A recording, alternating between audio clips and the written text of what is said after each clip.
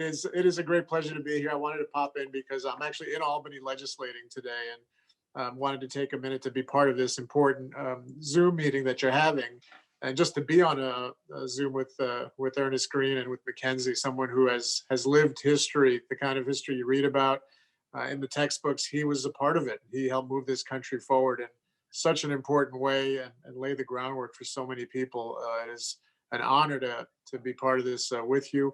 Kelly and the PTA at PSIS 78, all the parents and the teachers and administrators, thank you for doing this.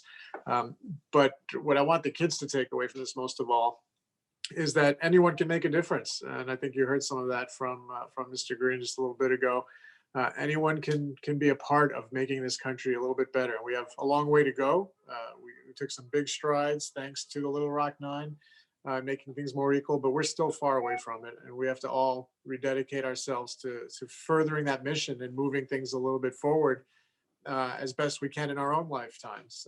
And what we're doing here, I think I've spoken to some of the kids before the pandemic in person. I'm the deputy leader of the state Senate here in New York. That means I'm the number 2 ranking person in the state Senate. The person who's number 1 is a history maker that could not have had that spot without the advances of the civil rights era.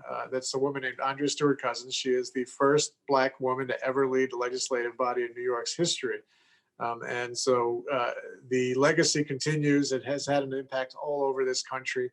And we're doing our best now to fulfill it ourselves. So we are pushing very hard to make it easier for people to vote. There are a lot of people who want to make it difficult, but we are trying to make it easier. We've made it easier for people to vote early, to vote by mail, to avail themselves of all the different ways of participating in our democracy, because that's ultimately how we bring about change. And so I cannot tell you how humbled I am to be a part of this, Mr. Green, with you, and to see you here on my screen.